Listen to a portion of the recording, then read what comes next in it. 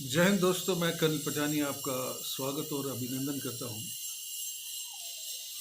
अभी पिछले कुछ दिन पहले कश्मीर में आतंकवादियों द्वारा इनोसेंट अनआर्म्ड सिविलियन की जो किलिंग की गई, we condemn the cowardly, dastardly and inhuman act of militants. And मैं सारे जो परिवार हैं उनको भी अपनी संवेदना व्यक्त करता हूं और भगवान से दुआ करता हूं कि इन शहीदों की आत्माओं को शांति दे। ये वो लोग थे जो मिलिटेंसी के खिलाफ लड़े और जिन्होंने अपना बिलीव नेशनलिज्म में था उसको पूरी तरह से प्रोजेक्ट किया। अगर हम कश्मीर की बात करते हैं तो इस समय जहाँ तक पाकिस्तान का सवाल है, वो कभी भी ये नहीं चाहता कि कश्मीर के अंदर शांति हो। चाइना भी उसको सपोर्ट कर रहा है। तालिबान के शासन में आने से मिलिटेंसी को एक नया जोर मिला है, एक नई स्फूर्ति मिली और एक नई एनर्जी मिली है।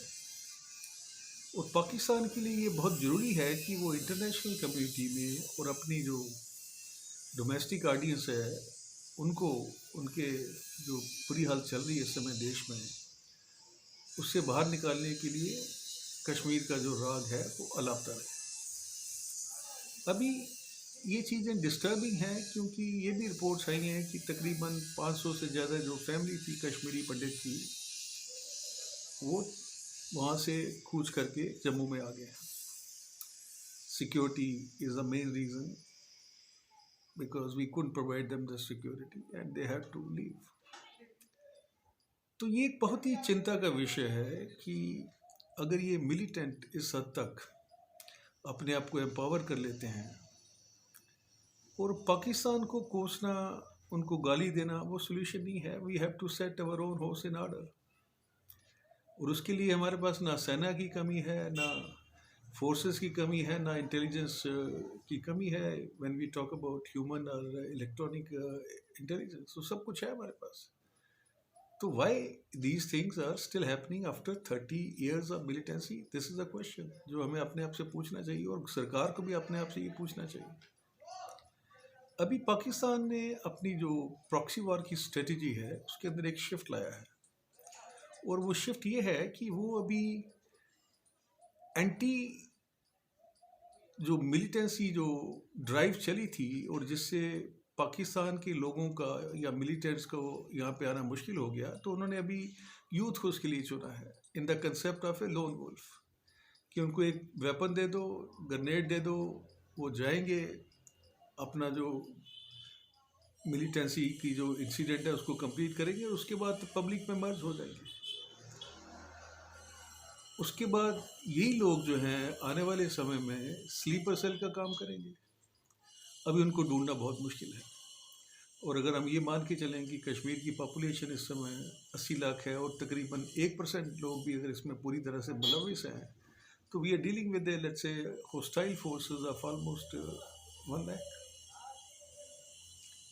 Now what is a way out? That's a question we have to ask ourselves. Way out ये है कि हमें सबसे पहले पाकिस्तान को एक ऐसा माकूल जवाब देना चाहिए कि उसकी ये हिम्मत ना हो। उसके अलावा हमें अपनी सिक्योरिटी ग्रिप को, इंटेलिजेंस ग्रिड को, ह्यूमन इंटेलिजेंस को, लोकल इंटेलिजेंस को स्ट्रॉन्ग करना है। और देखिए कश्मीर में इस समय जो मिलिटेंसी है वो 3.5 या 4 डिस्ट्रिक्ट में है। आप कुलगाम से स्टार्ट कीजिए, पुलवामा, शोपियाँ चले जाइए, अनंतनाग और कुछ कश्मीर। तो हम इन 3.5 या 4 डिस्ट्रिक्ट के अंदर अगर छोटे छोटे जोन बनाते हैं, पॉपुलेशन कंट्रोल करते हैं, एरिया डोमिनेशन करते हैं, इंटेलिजेंस का ग्रिड को उसको पुख्ता करते हैं, तो कोई वजह नहीं है कि आने वाले समय में हम इनको पूरी तरह से चेक कर सकें। So there is a strong requirement of an all out offensive to finish militants, overground worker, sleeper cell and their supporter. ये जो सपोर्टर हमारे देश के अंदर ही बैठे हुए हैं और वो चाहते हैं कि एंटी नेशनल एक्टिविटीज़ जो हैं वो बढ़ती जाए for what ever western interest they have, तो ये इनको भी रोकना बहुत ज़रूरी है। अभी अगर हम सॉल्यूशन की तरफ जाते हैं तो आर्म फोर्सेस और पुलिस फोर्सेस के अंदर ह्यूज वैकेंसीज आर एग्जिस्टिंग और can be created to absorb the Kashmiri youth. उनको जॉब मिल जाएंगे, अपने आप मिलिटेंसी में कमी आएगी। और उसके अलावा हमारी जो अप्रोच है वो it has to be patient approach where we can protect the normal life of our citizens and give a stern message to all anti-national forces and eliminate them as early as possible. I am very sure हमारी government इसका cognizance लेगी और आने वाले समय में ये चीज़ें जो है, जो एलिनेशन हो रहा है, लोगों को लग रहा है, so we have to have a psychological aspect also to this problem where we involve the people. And खुशी की बात यही है कि इस समय जो लोकल लोग हैं कश्मीर के, वो सपोर्ट कर रहे हैं एंटी मिलिटेंसी के खिलाफ, उसके खिलाफ प्रदर्शन कर रहे हैं, बयान दे रहे हैं। So that's a very good sign. And all those people who are comparing this situation कि ये जो है 1990 दोबारा आ रहा है, तो उनकी एनालिसिस ठीक नहीं है। आज के समय में और 1990 के समय में ज़मीन आसमान का फ़र्क है। अभी इस लड़ाई में लड़ने के लिए हमें अपनी सिक्योरिटी फोर्सेस चाहिए, इंटेलिजेंस ग्रिड चाहिए और लोकल पॉपुलेशन की सपोर्ट चाहिए। Thank you. जय हिंद।